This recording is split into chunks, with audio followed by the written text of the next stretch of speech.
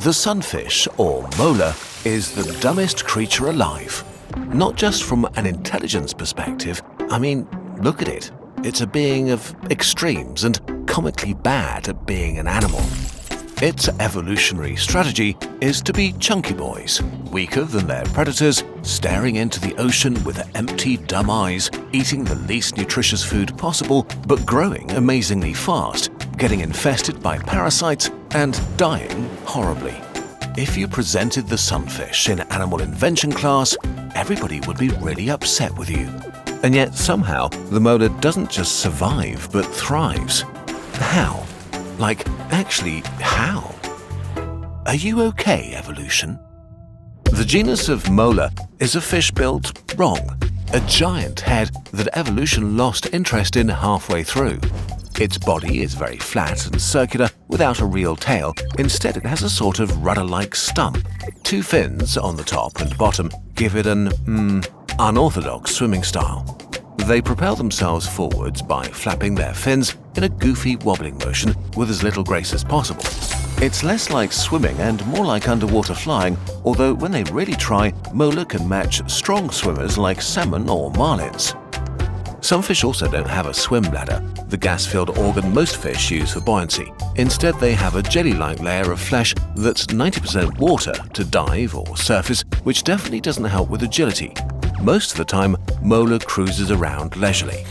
Their teeth are fused into a parrot-like beak that sits in a tiny gaping pout that's open most of the time. Together with two huge empty eyes, the sunfish has a perpetual derpy face, always looking stunned. Some fish don't have proper scales, but some of the thickest skin in the ocean after whales, up to 15 centimeters thick. It's rough and rubbery and often covered in mucus, like armor made from car tires. Although most of what it's protecting is not that great in the first place. Sunfish can become as big and massive as a large car, but its organs are collected together in the front of their body, while most of their bulk is oddly textured, flabby, gelatinous tissue, an animal made from all the worst parts of a steak. This very mid-meat is supported by a sort of weird skeleton without ribs or a tailbone and a lot of cartilage. Their weird bodies are a mobile mini-ecosystem, infested and saturated with around 50 species of parasites, probably more than any other fish. Crustaceans, barnacles, various worms and protozoans live on and in their skin, muscles, gills or organs. They're such a paradise for parasites that even their parasites have their own smaller parasites. Some Mola are also followed by an entourage of other fish that seek protection, food scraps, or feed on their inhabitants. This awkward situation may be the root of their most bizarre behavior. Mola frequently swim to the surface to float on their side like a pancake. They're sunbathing to warm up again from deep cold dives, which is where they got their name from. But they also do it to present their body to seabirds like albatrosses. The birds start picking the parasites from the sunfish body, while smaller fish that live near the surface take care of the bottom half, cleaning them in exchange for a snack. While this is a great adaptation to their parasite infection, it sadly often leads to dead sunfish when they collide with boats. Since they're still cold and slow from the deep when they float on the surface, they can't react to anything coming at them. Once Mola reach a certain size, most predatory fish seem to avoid them, probably wrongfully assuming their size means that they could fight back and because their outsides are too tough. But orcas, sharks and sea lions sometimes attack and take a bite, usually only to say, "No thank you, I prefer starving to death." Because for big predators, some fish are watery, not very nutritious, cartilage-filled, parasite-ridden jelly donuts. They simply prefer to eat almost anything else, leaving molars swimming around with big chunks missing, looking even more ridiculous. Sea lions have been observed to skip the whole sunfish and only eat its organs, play with its body like a frisbee, and then leave the rest for scavengers.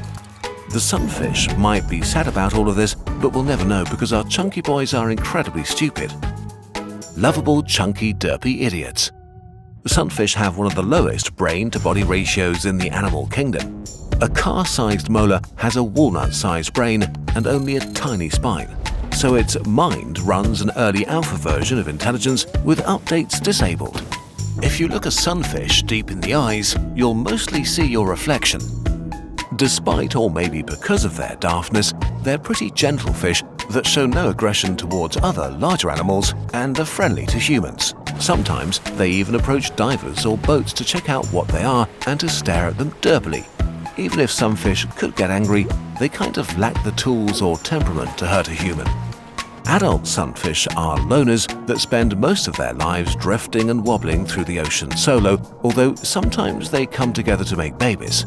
Spotting two sunfish making love is extremely difficult because they rendezvous in the deep ocean. But we know that their strategy is for 99.999% of their offspring to die. Female mola carry far more eggs than any other vertebrate on Earth, hundreds of millions of eggs in a single mating party. Sunfish eggs are tiny and float in the plankton where millions are eaten, starve, or don't even hatch. The larvae that do hatch are adorable rice grain-sized weirdos covered in little star-shaped spines with the derpy facial expression of adult sunfish. All kinds of predators gobble up these tiny mola by the millions, so to have any chance they need to become large quickly. Luckily, sunfish have the most rapid and extreme growth of any animal. A larva can increase its weight 60 million times from hatching to adult. This is the equivalent of a human baby growing to the weight of an aircraft carrier. If you grow fast, you need a lot of nutritious food, and this is why mola have chosen to specialize on the dumbest meal available. The dumbest predator versus the dumbest prey. The sunfish found a truly remarkable ecological niche. If your prey is so pathetic that some other predators don't want to bother with it, you have it all for yourself. Mola are generalized predators with a focus on small and soft stuff. Their huge eyes can see incredibly well, especially in dim water, and they can sneak up on small prey or sift through drifting zooplankton. Mostly fish larvae, squids, shrimps, mollusks, starfish, small crustaceans, really any soft critter they can get to.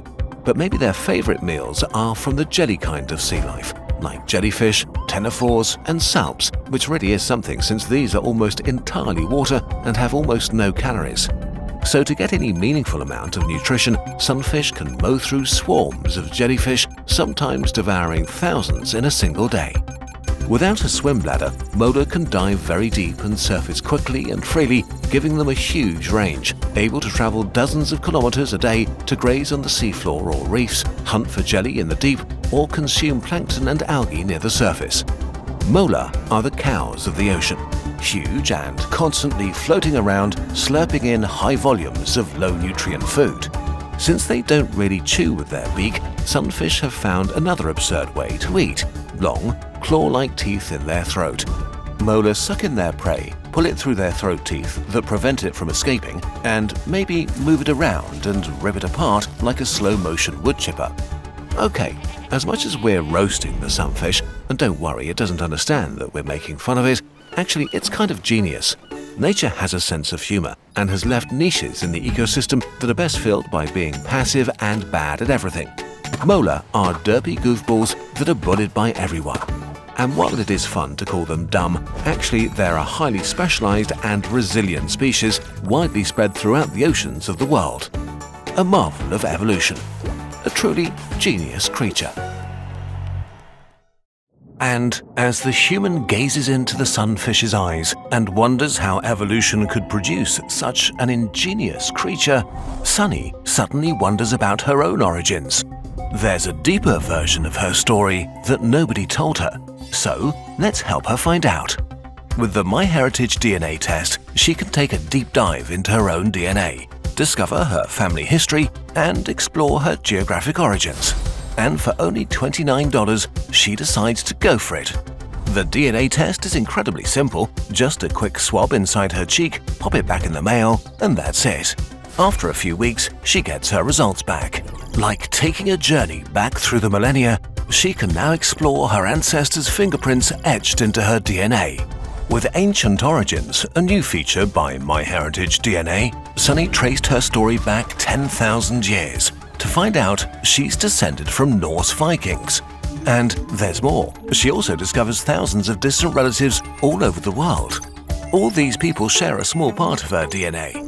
Makes you wonder if they like sunfish as much as she does. This was more than just a DNA test, it was like a global family reunion.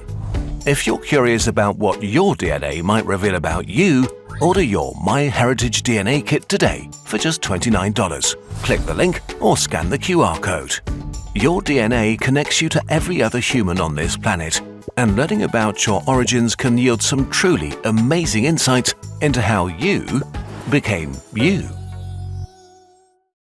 Want the dumbest animal alive on your wall? Our official sunfish poster is now available on our shop, but only while supplies last. This poster also kicks off a brand new series of dedicated video posters. While you're browsing the shop, check out our other sciencey products. Every purchase directly funds new videos. Thanks for helping this dumb fish make smart science happen.